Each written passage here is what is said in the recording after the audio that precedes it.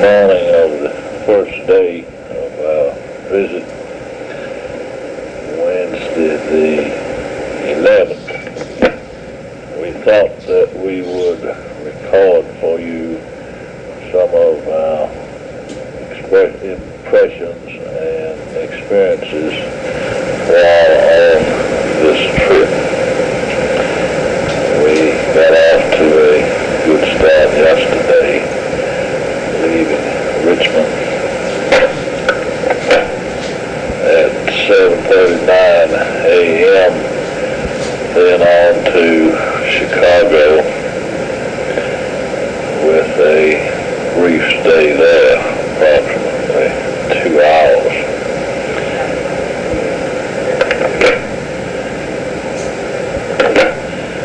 We boarded the United 747 in Chicago at approximately 11:15 and then took off around 10 minutes to 12.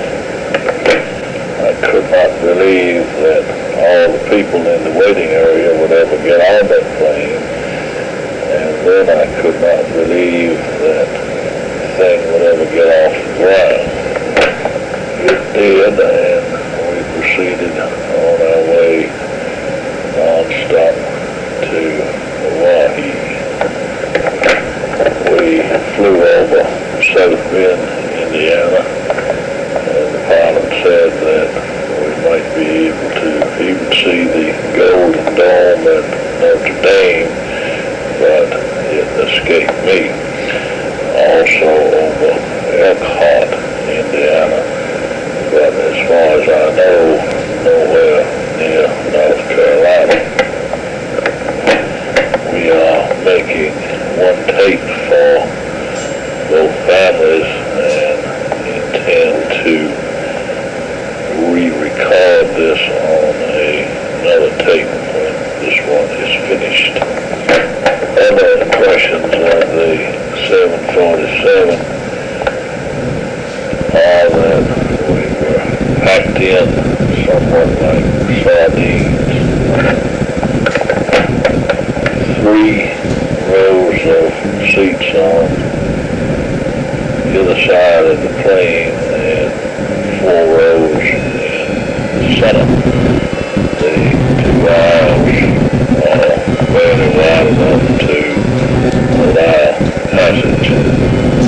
As a matter of fact, if you meet someone, you have to turn sideways, and of course when the stewardesses or hostesses are serving from the cots, it's almost impossible anyone to pass. The seats are too narrow for large people, and we felt basically squeezed in with little room to maneuver or stretch. We did have 2 seats, one by the window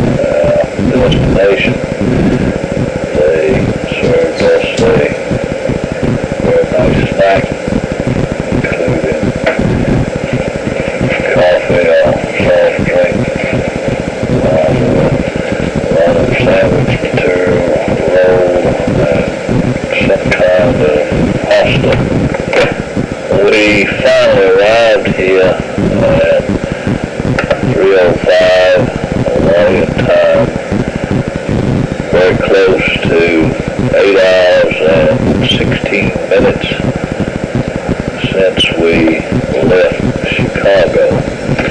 Believe me, 8 hours on that aircraft with the crowded conditions is a long, long time. Neither of us are looking forward to having to do the same thing when we return. There is one thing for sure, Betty will no longer be able to say that I will never take her anywhere. After the usual confusion upon landing at the airport here, the two people did meet us quite promptly, and good-looking Hawaiian girls and boys took us on a mini tour to where we were to catch the shuttle to the hotel, and there gave us a lei, spelled L-E-A-I. Betty says no, L-E-I.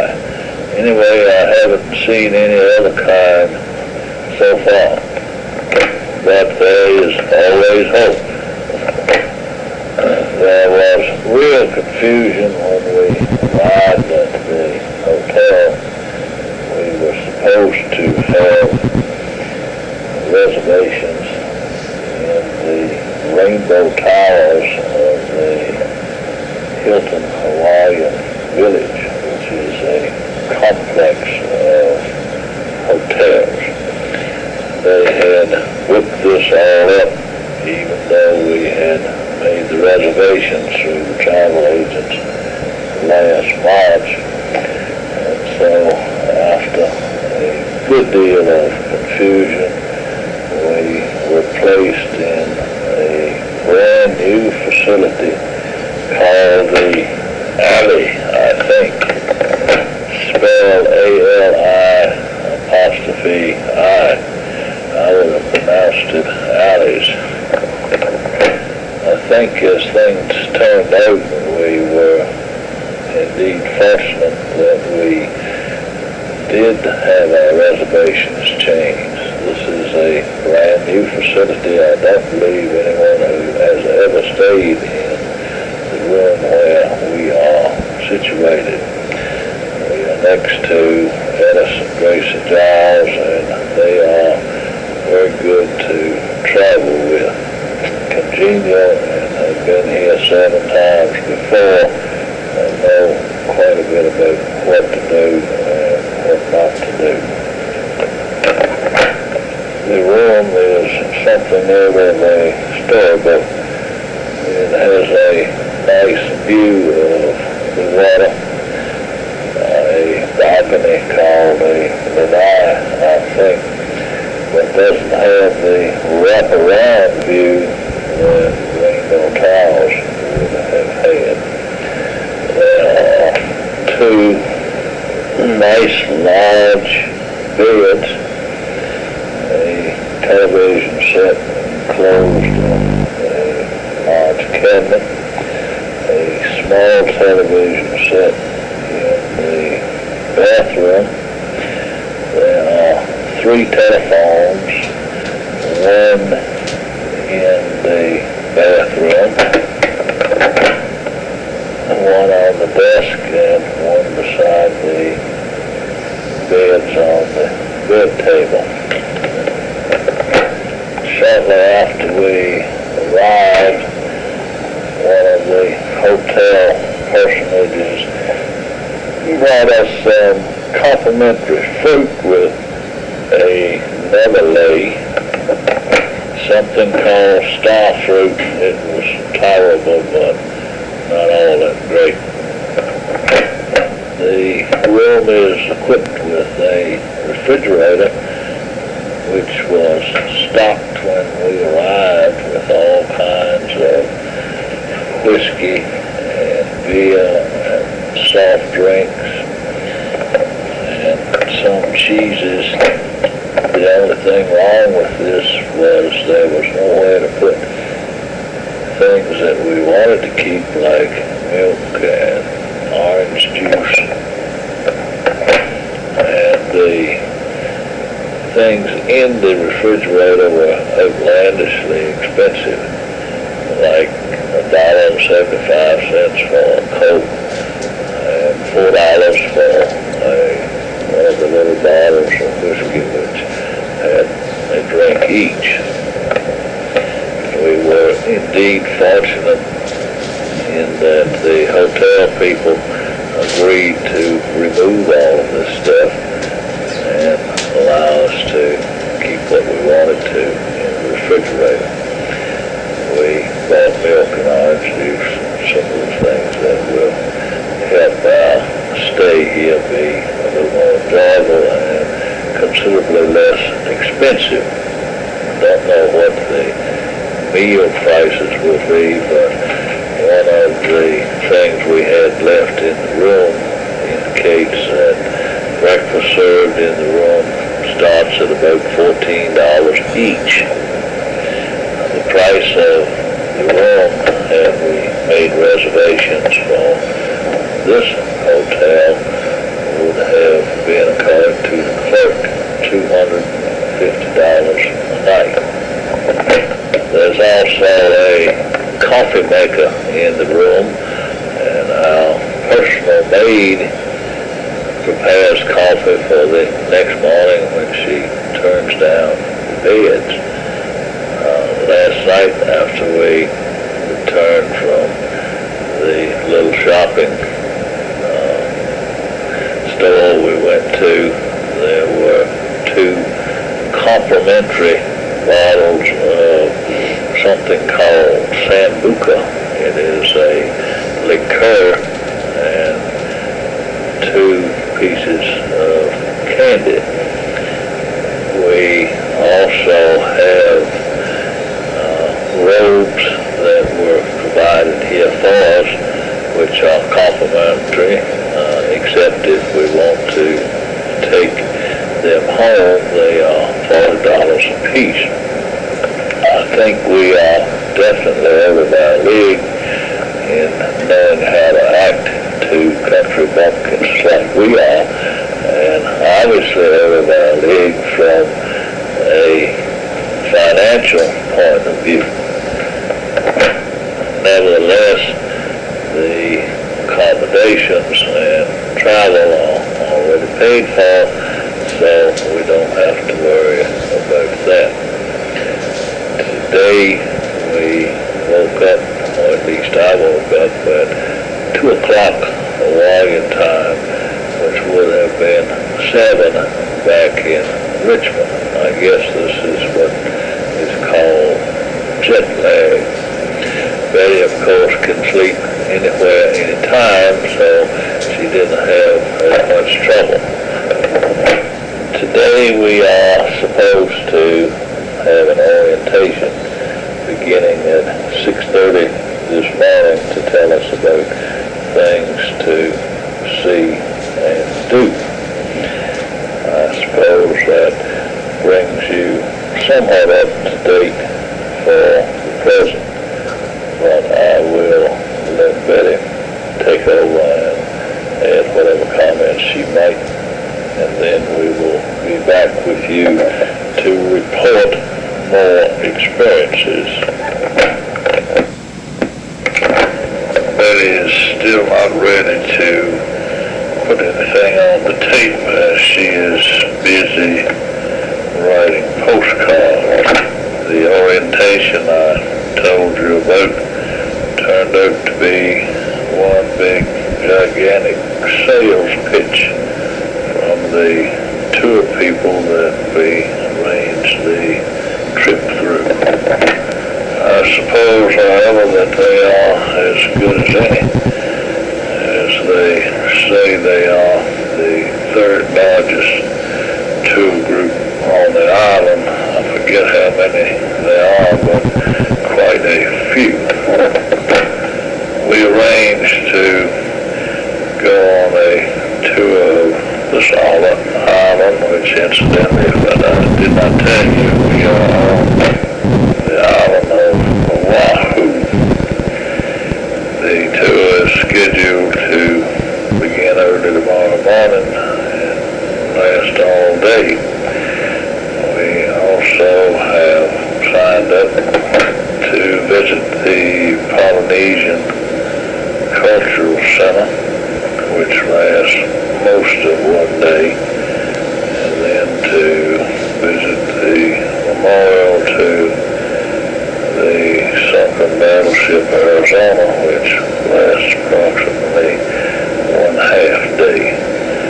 The highlight at this point appears to be an island hopping plane trip, which allows us to visit 3 of the other islands, the island of Hawaii, Kauai, and Maui. We will stop on each of these 3 and fly over 8 of the other islands. I'm currently getting some very close-up views of what has been indicated to be magnificent scenery, such as the molten lava in the volcano, along with other sights which I cannot at this point visualize or vocalize upon. After the orientation, we were hustled off to visit a fairly large garment factory where the women make the garments on the premises and where the goods are sold. Imagine a large group of tourists all bent on bargain hunting turned loose at one time in a place like this. Gratefully, we did not stay long, but long enough for me, then returned by bus to our hotel and had a nice hamburger and French fry lunch at a reasonable price in one of the local restaurants nearby. After that, we had a very mild dip in the Pacific. These beaches are relatively crowded, but there is still an awful lot of room, so it's not too bad. All of the beaches are public, as none of the hotels mark off their individual private spaces. The watchword seems to be slow down, relax. You people from the mainland are too gung-ho and too much in a hurry to do everything, but then we are exposed to the fast pitch of the tour salesman.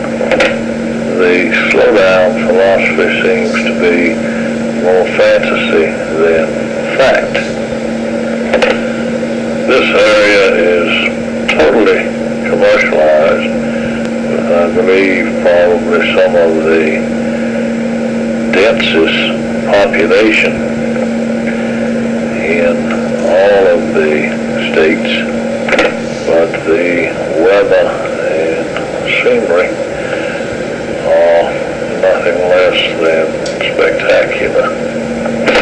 We plan to go out and eat tonight with Ellis and Grace and Giles at the Fisherman's Wharf, and we will report on that later.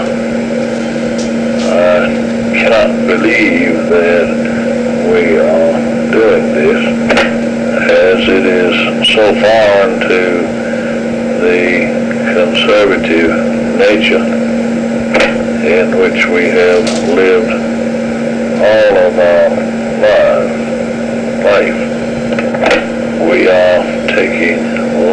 pictures and hope that some of them will turn out okay. Can't remember. Like where I stopped the last recording session. Today is Thursday and we started the day off with a very fine breakfast consisting of all kinds of fruits, juices, sweet rolls, muffins, butter, coffee, etc. Compliments of the hotel. We then set out on an all-day guided tour of the island by bus. Some 28 or 29 people on a very nice scenic bus designed for sightseeing with long windows by every seat, which allowed for unusually good viewing opportunity. The first stop was inside of the Diamond Head crater, which was interesting since it was away from home, but probably was a good deal smaller than the bowl at Masonetta Mountain. We proceeded on from there to a very nice beach in a cove with unusually clear water. The scenery was elegant. Those who wanted to could swim or snorkel or just rest in the grassy park area, which is what we did, and took pictures of some of the unusually colored birds along with other scenic views. We then had an opportunity to view along the route where Marcos and his wife were housed temporarily when they were thrown over the Philippines. Also where some of the scenes from Magnum are filmed and the old Hawaii 5-0 series. This was very difficult to see very much as most of these things were screened by heavy growth of natural trees and vines. Most of it was literally peeking through the bushes as we drove down the road. We then drove along North Beach and were able to see some of the surfing at Sunset Beach and also the Banzai pipeline. I believe that's right. Memory's a little foggy at this point. Considerable time was spent at a outdoor park with all kinds of native and imported trees and flowers. A waterfall where two divers dived off a relatively tame-looking cliff, approximately 45 feet high. We saw that, but nothing spectacular, especially comparing to Acapulco. We then went by Schofield Barracks and the driver explained interesting stories relative to the Pearl Harbor incident back in 1941. Drove through cane fields with indications of how the cane was grown and processed. Apparently it can be grown over and over again, year after year, on the same land. One of the interesting facets is that there are no seasons here. Things grow all year long, and the only thing that determines when the crop matures is when it is planted and how long maturity takes. For sugarcane in Hawaii, this is about 22 months. Also saw many pineapple fields and learned something of how they are planted, grown, and processed. Apparently one planting has a possibility of producing 7 fruits, but usually 5 is more likely.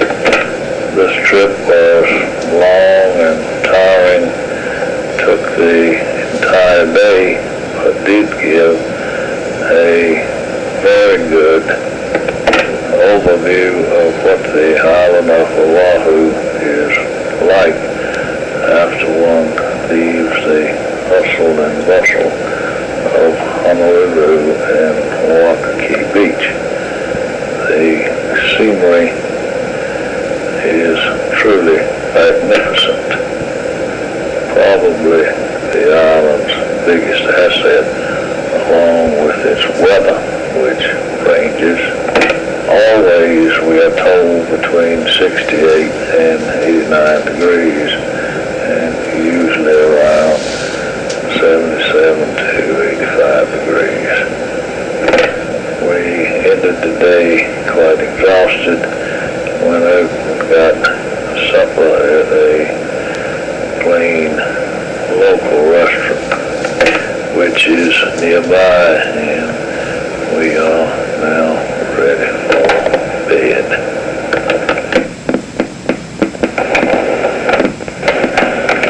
Well, hello. Daddy tells me it's my turn now. And I just went over the list of some of the stuff, and Bill's on he's told you everything I was going to tell you. So I just probably won't talk long. Today is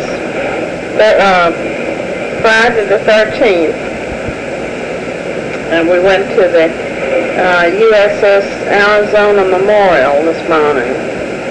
I'm sure both of you have probably aware of that, and Pearl Harbor and all. It seemed very strange because we lived through that period of Pearl Harbor to finally be over here. It was a very sort of sobering experience. We started out seeing about a 15-minute movie. Well, let me back up a little bit. We waited through lines and lines, you wouldn't believe, to finally get to this point. And then we sat through a 15-minute movie on the Pearl Harbor bombing. It was very informative and very, I guess, heart-wrenching a little bit.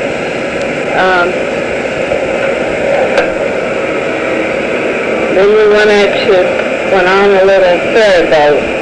Well, not a little one either. It held probably 50 people or so. Over to the USS Arizona Memorial, which is a very pretty structure, and we'll have pictures, dozens of them.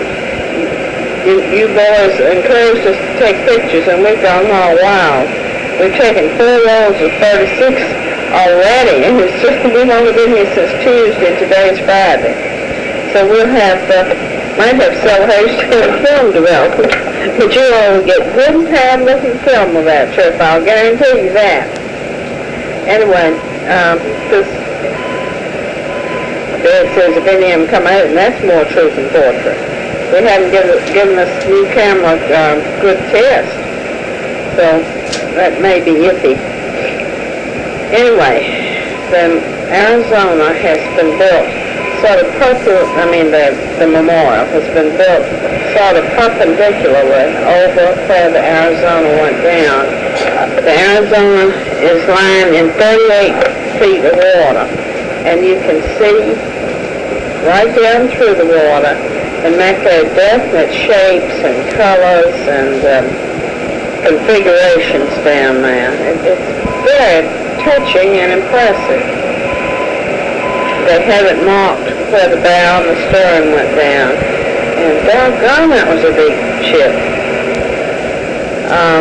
They also have the great big list on the wall of the memorial of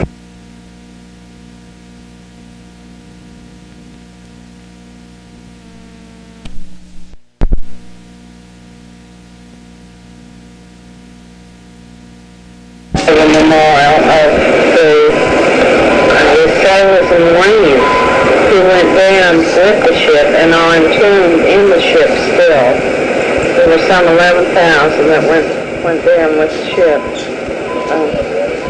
1,100. Excuse me, it's 1,100. Daddy just corrected me. There were 17 sets of brothers. He mentioned that because you see duplicate last names. But I thought that was just real touching to think that there's 17 families lost 2 children in that Pearl Harbor thing. Then we came back and we went on a city tour and saw Lord knows how much stuff. I can't remember. Punch Bowl there says tell you about it. Is that what the athletic stadium?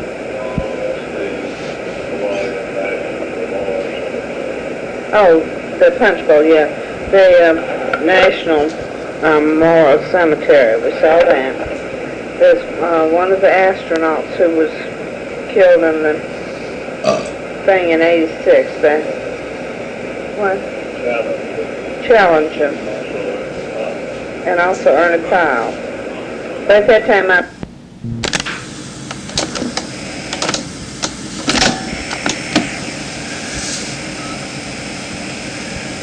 seats about 50,000. The driver told us they never won games, but they always played. He said no wonder they never won. They were playing all these sort of macho-sounding teams, and here they were called the Hawaiian Rainbows. So he thought that might have influenced the outcome a little bit. The Hula Bowl can be converted into a field for playing football and baseball. He said it cost about $12,000 each time they converted it for, I suppose, manpower charge it cost. But it was kind of unique in that fact. We made just a lot of stops and saw a lot of things and names that I can't begin to remember. But it was very nice, and this tour today was particularly welcome. The first day we were over here, let's see, Wednesday. Oh, we went to orientation at 6:30 in the morning. That was on a tour bus and sort of crossed town a little bit. Then we came back and, gosh, the days run together. I'm sure Daddy told you about this in a way, and that the orientation and the hard sell and the marketing expertise and so forth get you to sign up for all these trips. Then yesterday we went on an all-day trip of the entire island of Oahu, all around on the windward side, which is really very different from Waikiki. Waikiki is very commercial and densely populated. The windward side is scantily populated and apparently not commercial. We've stopped at 2 different parks, and except for the tourists, I think there'd been nobody there probably. We saw just a minute. I just wanted to see if Dad told you about the bonsai and sunset pipelines, but he did. He's told you everything. Today we went on, as I said, the city trip in the Arizona Memorial. Tomorrow we're supposed to go on a tour, an airline tour, of 8 islands. We only stop on 3, Maui, Kauai, and the Big Island of Hawaii. That should be interesting, but again, we catch the bus at 6 o'clock and get home something like 5:30 in the afternoon. What we found we've done every day is get up like at 4:30 in the morning and get to bed at 10:30 at night, and we're just getting very, very tired. So today is doubly welcome. We can just come up here and sit on our lanai, which is our little balcony, and rest. We're taking Gracie and also tonight for Gracie's birthday, so that'll be a big occasion. We're going to the top of the Waikiki, which is a revolving restaurant on the top of one of the real high buildings around here, so that should be very pretty. They say it is around sunset. It's beautiful. You'll never guess what just happened. We had a knock at the door, and one of the hotel men came in with a basket of fruit for us from the Hilton Hawaiian Village and Charlotte Smith, who was our travel agent back in Richmond. It's a really nice basket. It has bananas, grapes, fresh pineapple, macadamia nuts, apples, oranges. I can't think of anything else. I guess that pretty well covers it. But it's real nice. We just wish we'd had it. We went to what you go to around here to buy groceries, which we've done some for lunchtime because we have a refrigerator, is you go to the ABC store. And the ABC store here has liquors of all sorts, but they also have all sorts of groceries and milk and orange juice and all that. So we went to the ABC store today after we got back from our tour. And submarine and some cheese and lunch meat and we had potato chips and milk and orange juice, so we just had lunch here. So now we're full. Here's this gorgeous basket of fruit. They really treat you royally here. Dad said something. Dad want me to tell you some little language things we picked up. We learned, for instance, that what they just brought us is a poo-poo. In other words, it's a snack. Beef is pee-pee. So the guy on the bus was telling us the other day that you probably sometimes before dinner will have a pee-pee poo-poo. We found that rather amusing. Another thing we found amusing, and Dad's probably already told you about this, is the bus system. There are different buses of all descriptions going everywhere.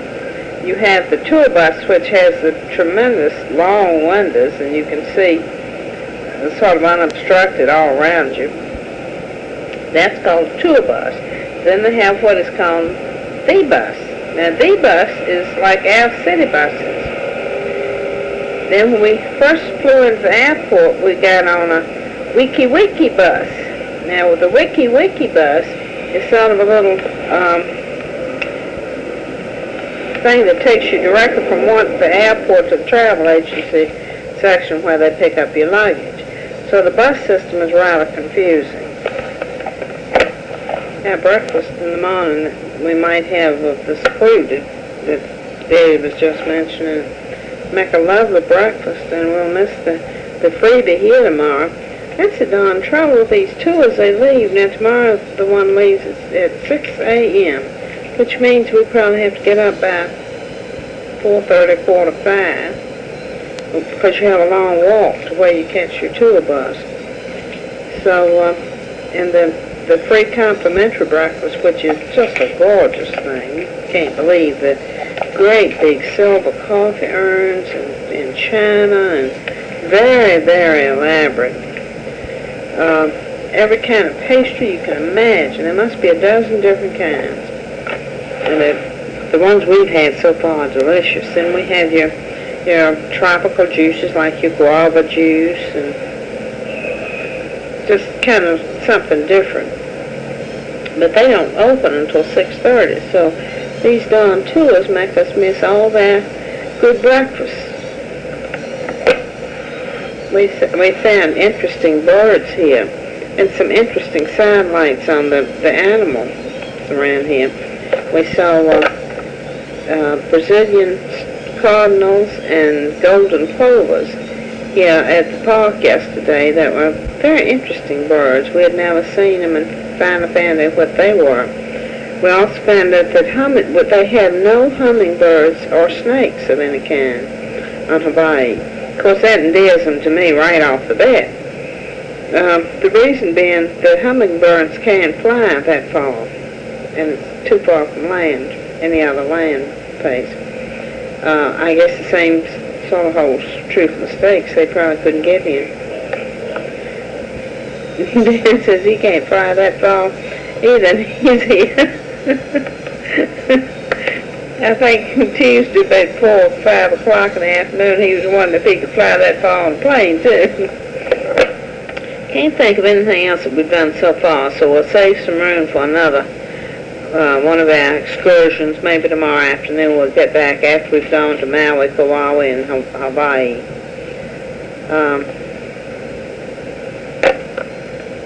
We'll talk with you then. One thing I did want to tell you, though, that we found sort of interesting, yesterday Gracie heard on TV that Washington, D.C. had 15 inches of snow and Richmond had 4. So it looks like we might have gotten out of town just in time. Saturday evening, November the 14th, our personal maids, 2 of them, have just been in the room to turn back the bed, leave us 4 baby orchids, 2 small bottles of some kind of after-dinner liqueur, coffee, with 2 glasses. They would have taken our robes furnished by the hotel and laid them out on the bed, but we asked them not to because we don't normally use them here in the room. They also prepared our coffee pot for tomorrow morning, so that the only thing we have to do is push a button to have instant, fresh, hot coffee.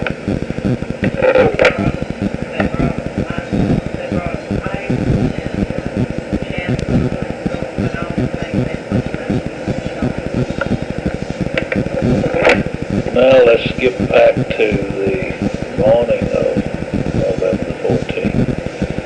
We got up at 4:30 as we had been doing every day since we've been here in order to get ready to meet the tour bus to go to our destination. This morning the destination was the Honolulu airport, where we were to get on a 2-engine plane to take a tour of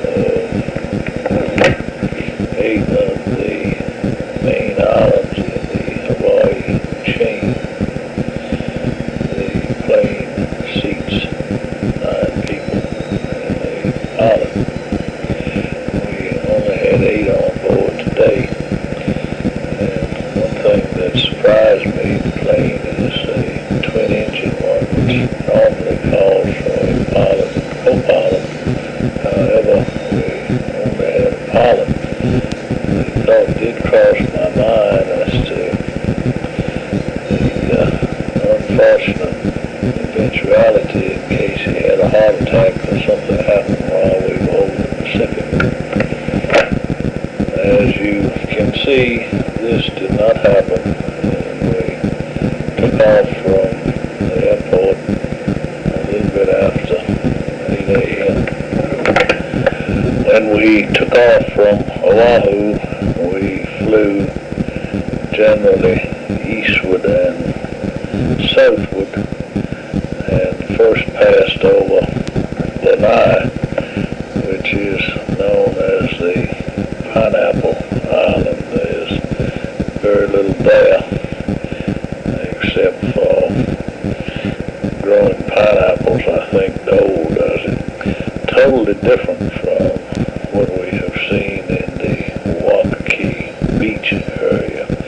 Nothing but either no crops at all, scrub vegetation on where it's being cultivated, field after field of pineapple with very, very little population density. We then proceeded to fly over what is known as the Isle of Death.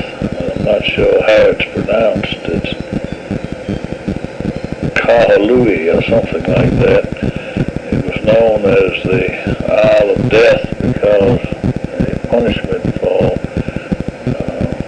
prisoners or criminals in the old days was to place them on this island, which has absolutely no source of food and no water, so that unless they were strong enough to swim to nearby Maui, the ultimate end had to be death.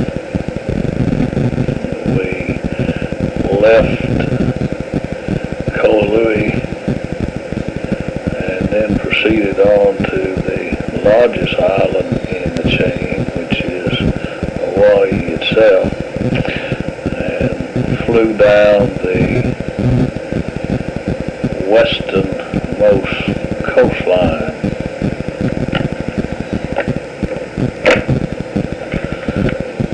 We landed at the airport on the Kona coast near Kalui, Kona, and then we proceeded by bus on into town, and the driver pointed out where the beginning of, I think it's the Ironman contest or something like that we have seen on TV, where they ride the bicycles and swim across the channel and do all kinds of things that we have seen on the tube. We learned that Kona means leeward, and the western coast of this island is the leeward side, where there is little rainfall. We saw evidence of many volcanic actions and lava flows in strips from the top of two of the mountains on down to the coast. The leeward side of the island is mostly arid, with not a whole lot of vegetation, mostly volcanic rock. We saw the first church to be built in the Hawaiian Islands and got a general feel for what the area is like. The little town that we were in was not much different from one that you might expect anywhere, except for the vegetation that was growing, flowers, and also the openness of the shops. That is one surprising thing here, in that many of the buildings are built without any enclosures on the ground floor.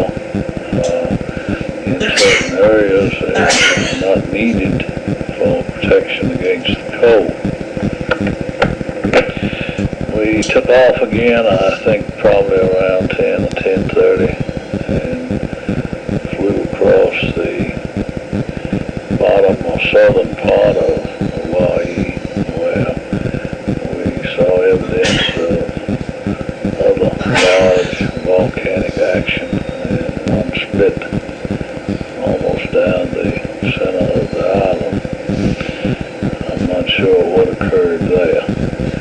As we proceeded all across over to the windward side, we noticed many pineapple fields and also sugarcane fields. The weather changes rather abruptly and becomes cloudy, and also vegetation changes as there is a good deal more rain on the easterly side and the windward side. We saw some rather large farms,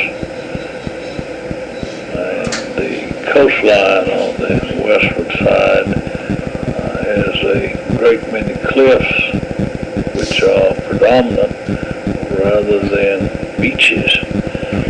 Jim Neighbor's home was pointed out to us, also Chris Christopherson, also George Harrison, whoever he may be, but I'm not familiar with him.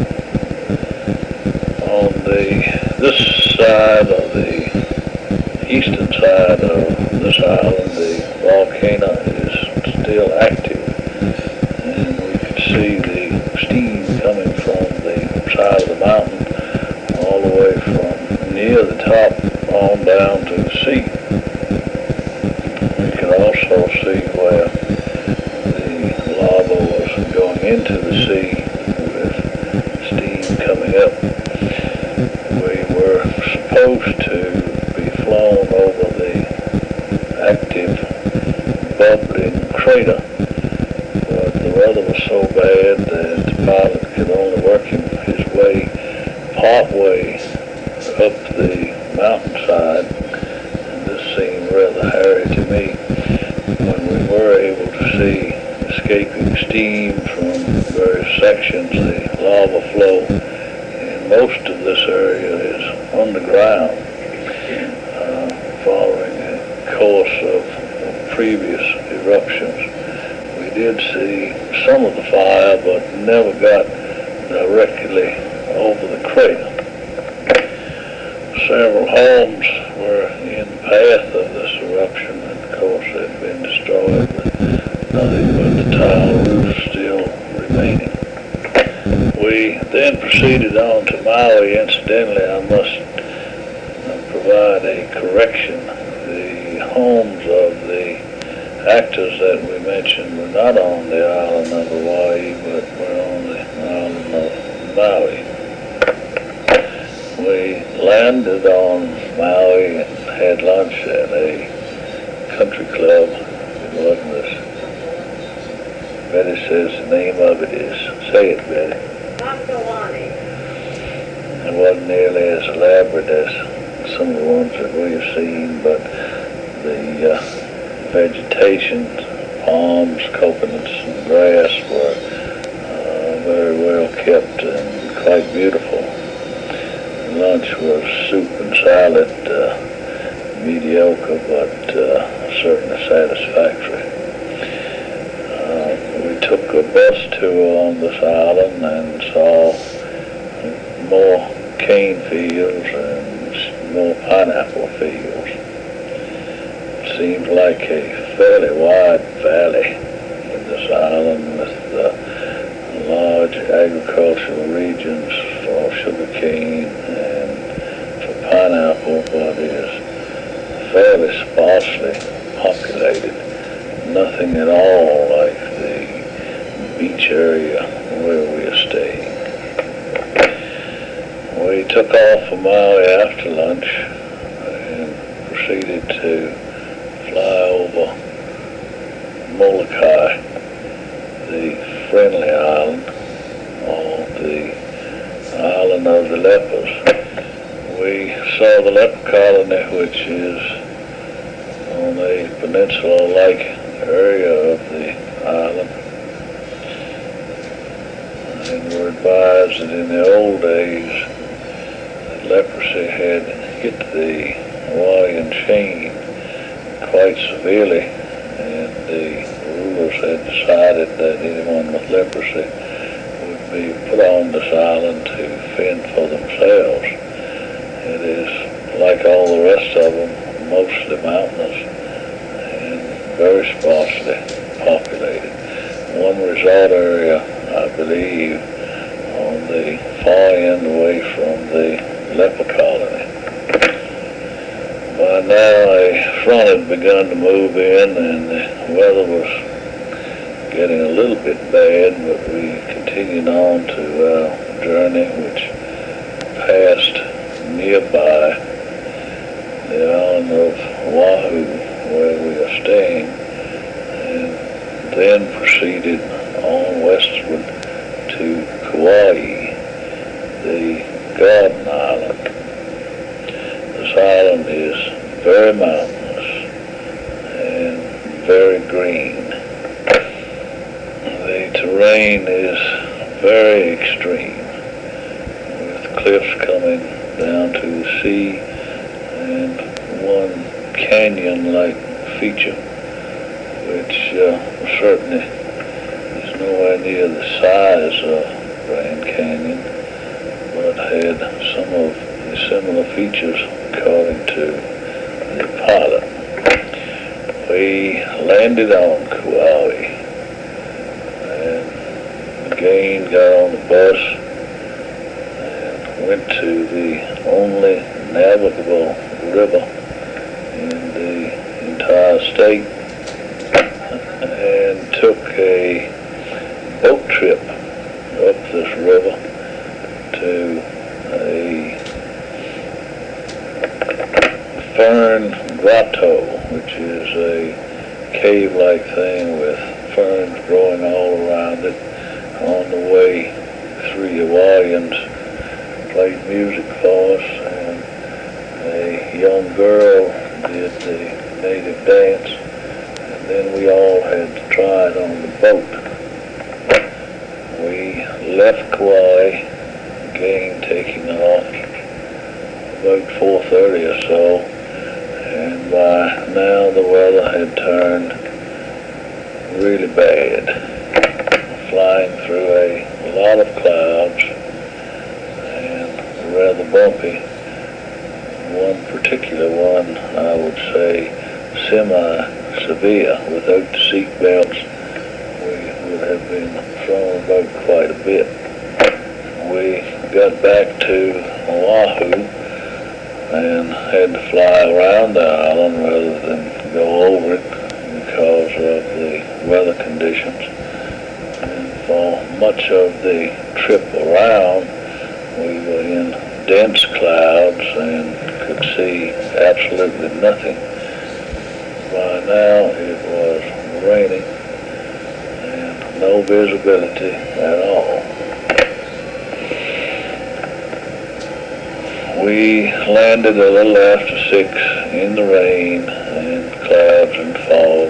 I don't know what part radar played, but after we broke through the clouds, I'm sure that we landed visibly. The landing lights were on, and the pilot hadn't been too great all day at his landings, and I was wondering how he was going to make it in the dark with only the lights to go by, but he did no worse on this one. Maybe a little bit better. We then caught the small tour bus which had taken us to the airport this morning, and they deposited us back near our hotel but in a different location. In attempting to find a shortcut to stay out of the rain, we walked through a restaurant and decided to just go ahead and have our supper there before we came to the room. We did so and then came back to receive the maid service that I had already described to you. It is now 9:15 and we are relaxing as we try to relate to you the events of the day. Every day we have been here, Wednesday, Thursday, Friday, and today we have gotten up real early to go on these tours. We are cramming, or attempting to cram a lot of action and take advantage of all of the opportunities, or at least those that are affordable that we can work in. Tomorrow we have reserved as a rest day and plan to do nothing much except lay around on the beach or in the room, depending on the weather. We will be back with you and put some more happenings on the tape later. Yesterday, which was the rest day, is now over, and we have other activities scheduled. We started the rest day by going downtown in Honolulu so that the women could do some shopping. Women shopping remind me a little bit like a hound dog on the trail of a rabbit, darting from first one place to another at a continuous pace. The shopping tour was over around noontime, and we came back to the motel room and had a snack in the room. There is a little convenience store, as a matter of fact, many convenience stores close to the area where one can pick up drinks, sandwiches, snacks, etc. After lunch, we made our way down to the beach, which is quite crowded, but there's a lot of it, so there's always a place to be found.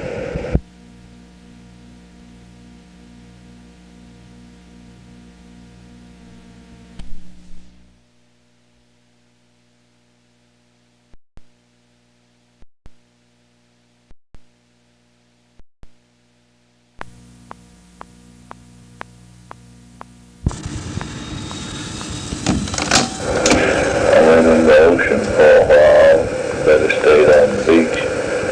There are mats that can be purchased to put on the sand for 99 cents each that are very helpful.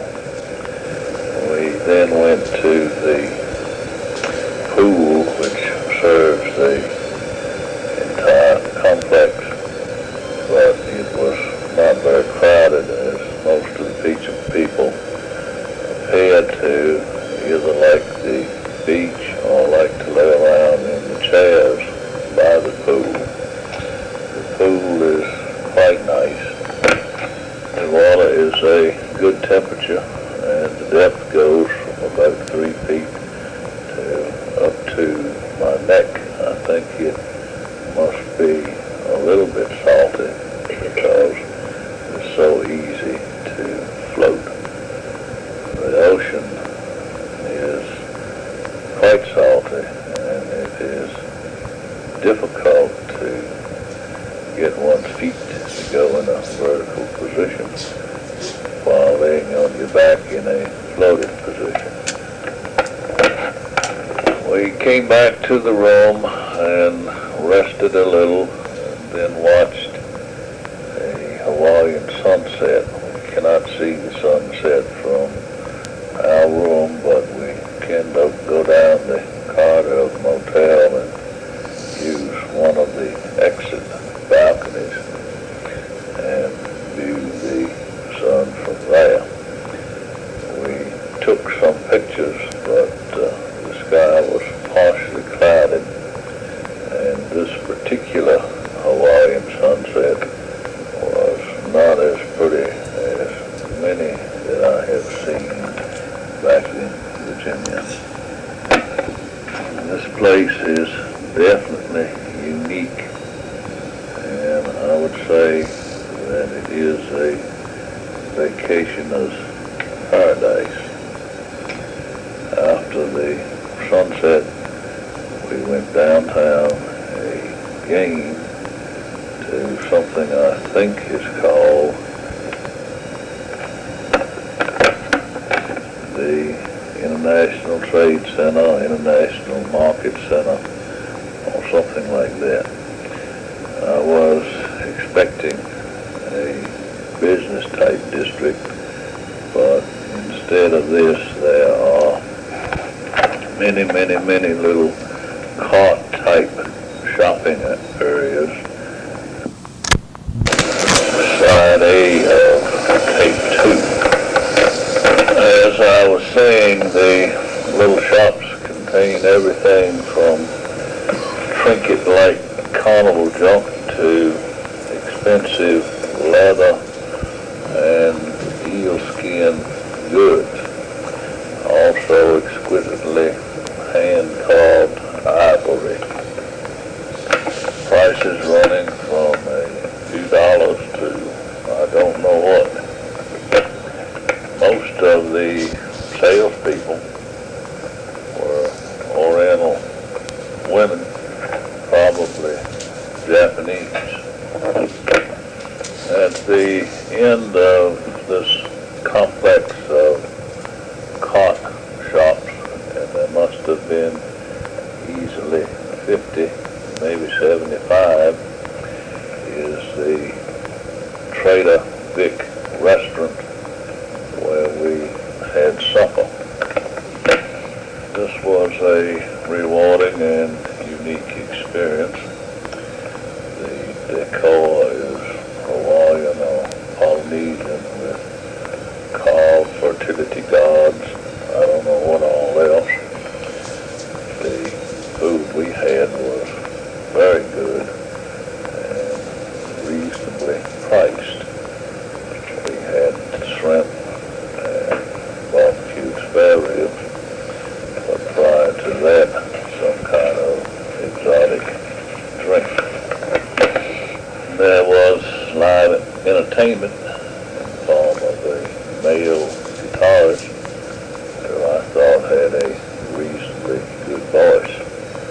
He sang some familiar songs like The Last Farewell and then some native songs.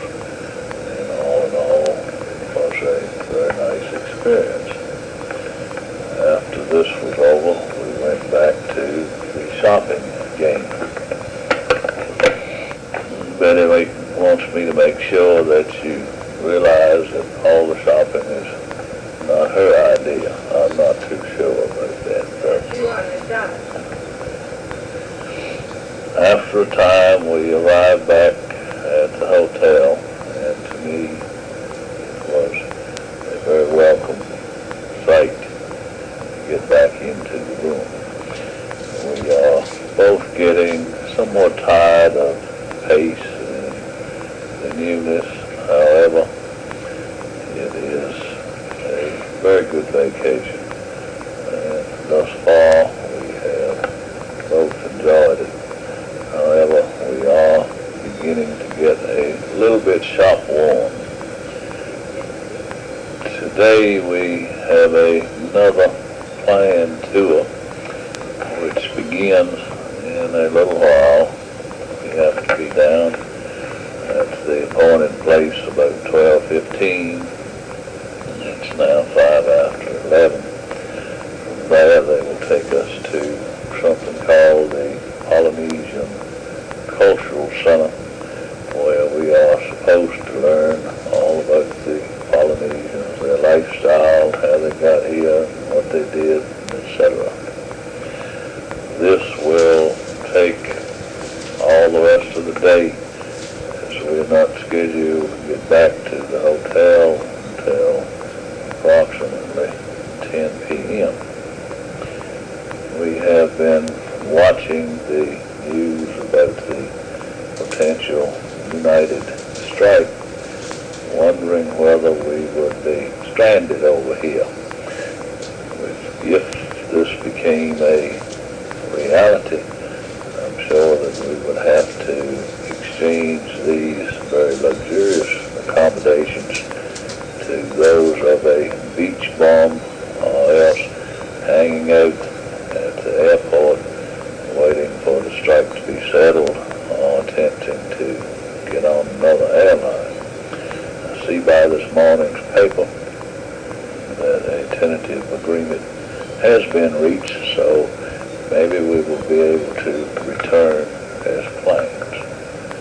We will be talking to you again later as we have more to report. the next day, Tuesday the 17th, and we have gotten back from our tour of the Polynesian Culture Center.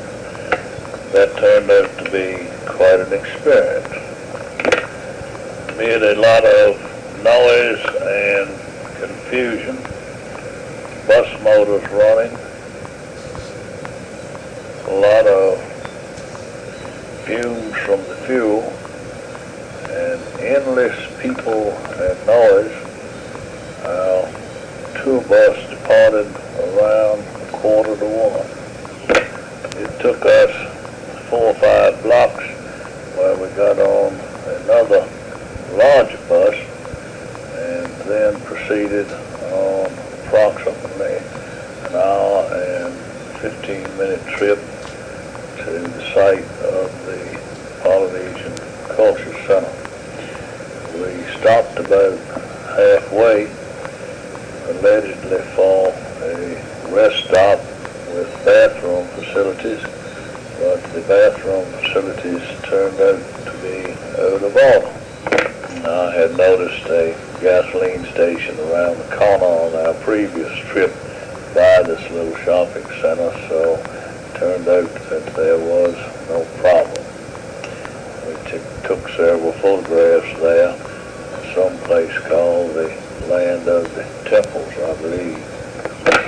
We got to the center, and the bus driver indoctrinated us as to what time the bus would leave, where the theater and show would be, and also how to get back on the bus.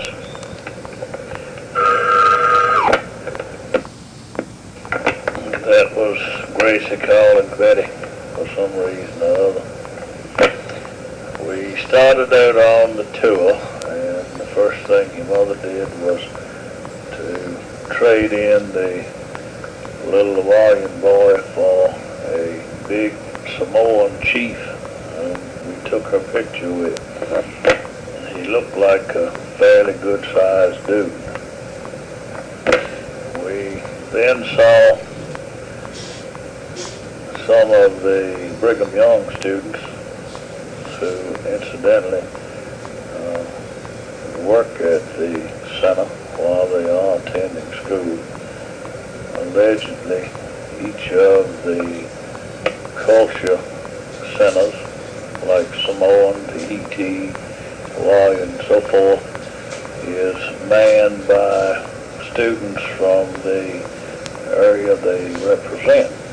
We saw the Samoans make fire, shell coconuts, and climb a coconut tree. The method of climbing can be somewhat hazardous to male members of the tribe unless they use proper precaution. Likewise, the opening of the coconuts with a sharp stick. Apparently, in the old days, it was a custom for the men to do the cooking rather than the wives. This hadn't changed a whole lot, even in our culture, for some of us. We saw a lot of grass huts and some of the things of culture and lifestyle that the natives of the various islands use from day to day. If you should ever come over here and go to the Cultural Center, begin your tour by getting a map and program of what is happening. The tour people didn't provide us with this, and we recognized too late that it would have been very advantageous to have had that.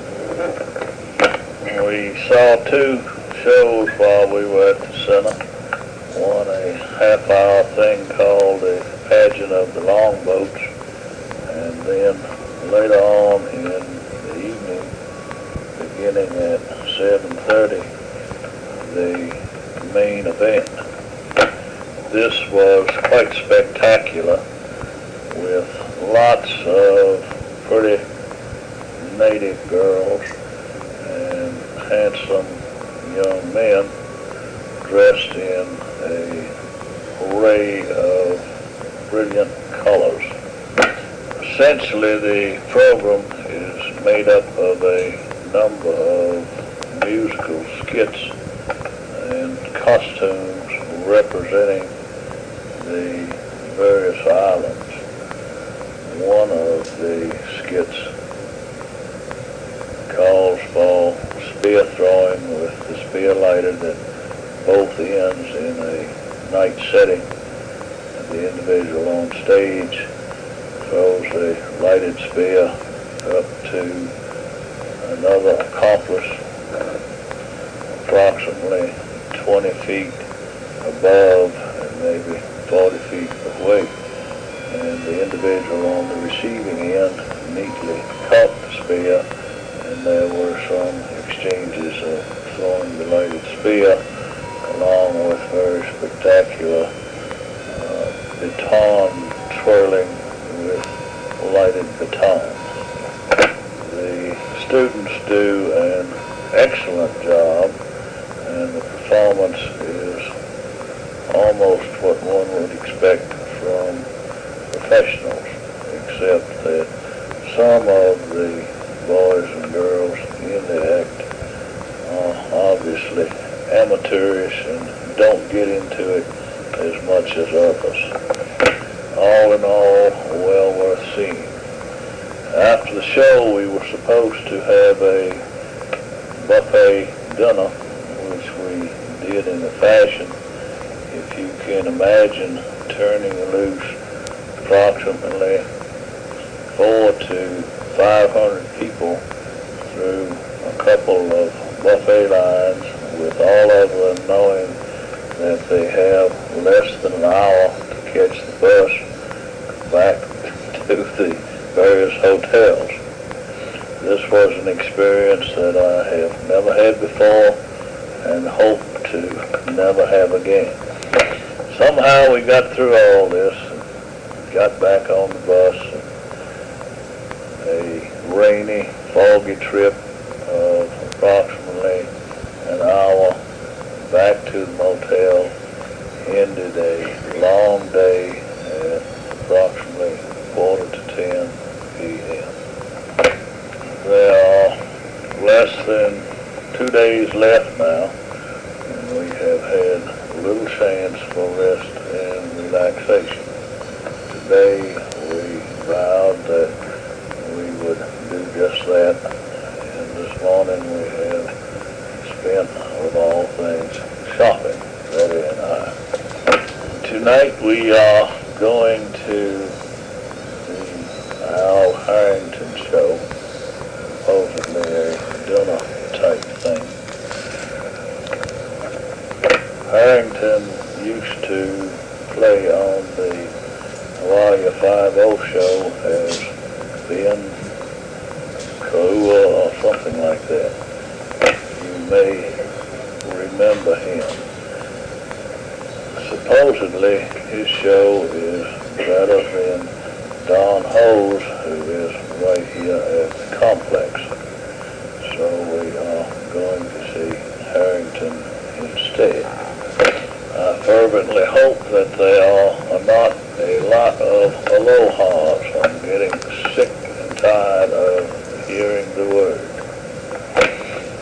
Now plan to go down on the beach a while. Betty's going to stay in the room and get some sun out on the Nile balcony. There are all kinds of sights to see here, both of the botanical and human variety. They range from the grotesque to the very attractive. Well, it's time to go once again, but we will be back with you when we have more to report. And so arrives the morning of our last full day stay here. Wednesday the 18th, I think it is. Last night we went to the Al Harrington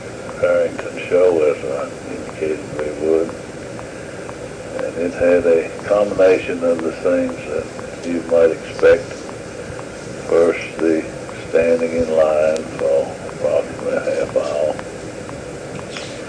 Then being let in to go through the buffet line, which was incidentally reasonably nice, with chicken, roast beef, some kind of fish, and the usual other vegetables and salads, etc. We were led to a table accommodating 6 people, and we had never seen before. This seems to be the usual setup for this particular show. There are no individual tables. This is not too high class, but I'm sure it probably lowers the price. The most amazing coincidence, 2 of the other couples at the table came from the Richmond area. One of them worked at DuPont, lived in Chesterfield County. I don't know who the other one worked for, but he also lived in Chesterfield County. Very amazing, I thought. The other couple came from upstate New York. They were all on honeymoon and didn't have much time for the rest of us. Harrington has a cast of a small number, I believe 2 boys and probably 4 or 5 girls. All young people. Know they're struggling to make it in the entertainment world. They were quite vivacious and quite good. Basically a musical type show with a lot of loud music, drums, gyrations, etc. Al does quite a lot of monologue, mostly humorous, some serious. Probably quite a good show by usual standards. But for me, I believe it was worth it one time, but one time is probably enough. Your mother is getting quite adept at being a tourist and operating in the large crowds, which sometimes means some pushing, jockeying for position. After the show last night, she hailed a cab, an old station wagon with a wacky driver. Probably charged us too much, but this was fine. We arrived back safely. She just said from the other room she didn't care what the driver was like. She was just interested in getting back home and not having to walk on the bad ankle. The following is typical Harrington humor and philosophy, indicating to the newlyweds that they should never go to bed angry, and this was a policy that he and his wife followed. One time they didn't get to bed for 8 months. Today promises to be a little more shopping, probably mostly looking, sometime on the beach, and resting up for that tremendously long plane ride back to Chicago, and then a little break, and on back to Richmond. We must check out of the hotel by 11 o'clock tomorrow morning. Our bags will be in place by then. We catch the bus for the airport at 2:30, and then the flight is supposed to leave somewhere around 5:05 Hawaiian time, which is 10:05 Richmond time. Expect and hope to arrive in Chicago at 4:55 Chicago time, which should be about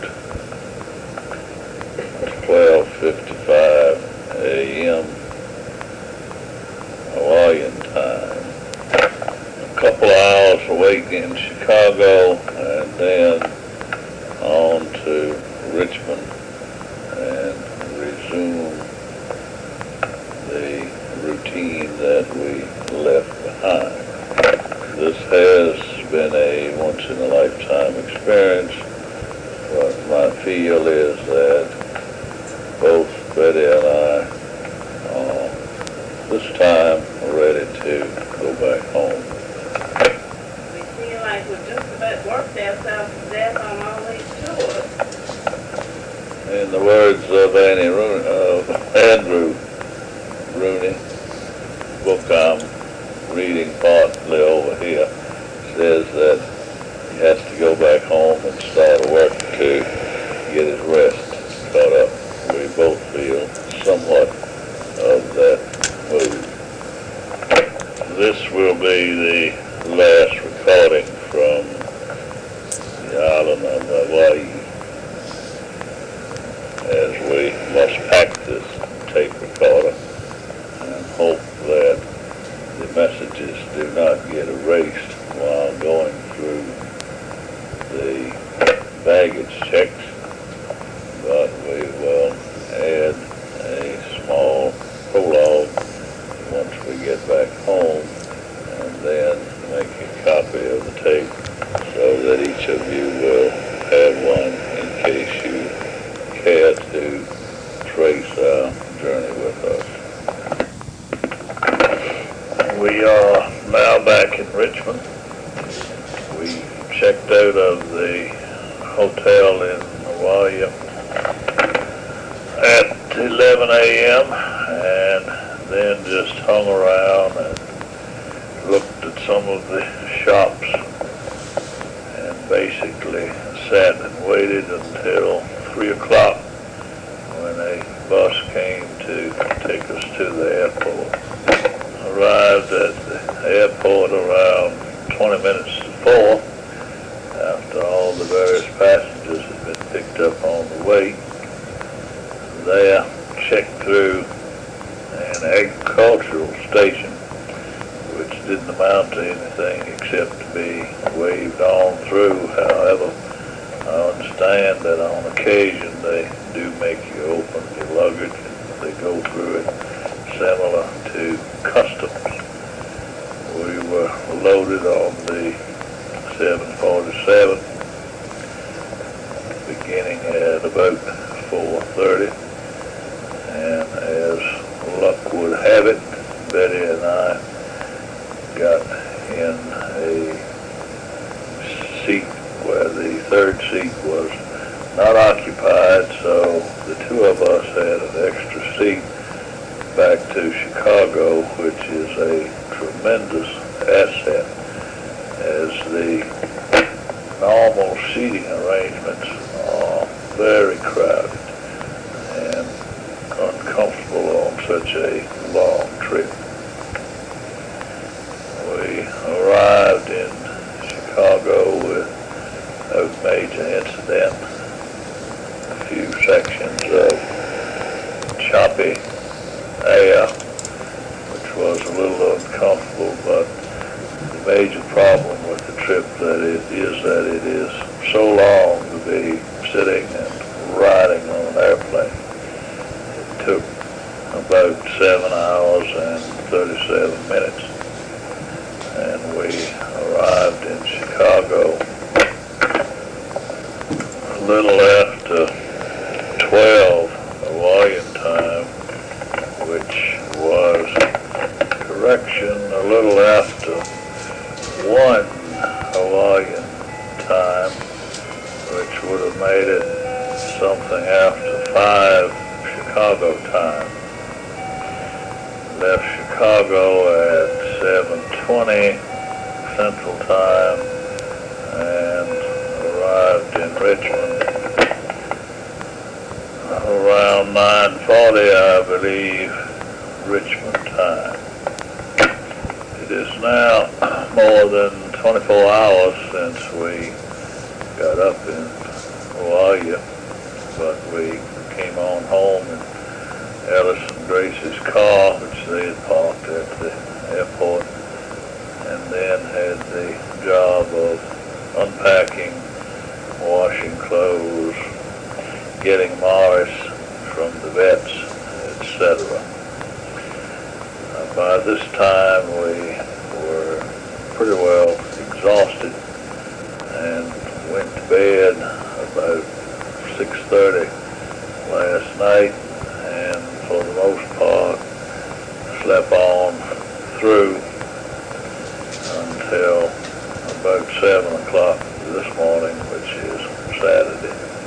However, we did wake up in the middle of the night, as our biological clocks remain on Hawaiian time, at least for the moment. We are still pretty much exhausted and still right much in the fog. I guess this is what is commonly called jet lag.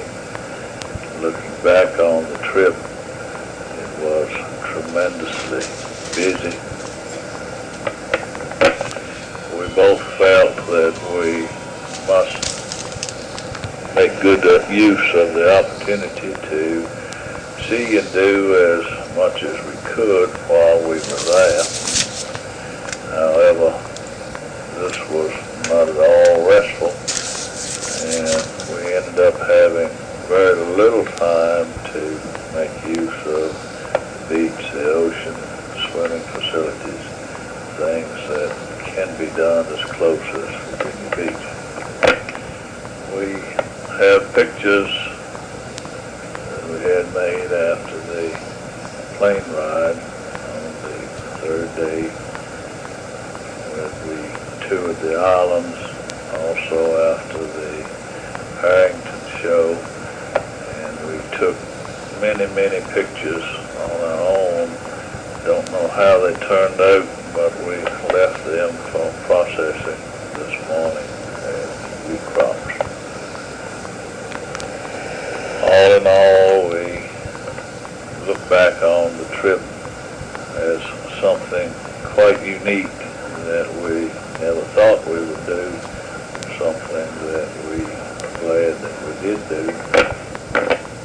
I feel quite certain that Betty and I would never have planned and executed this trip without the advice and encouragement of our good friends Ellis and Gracie Giles throughout the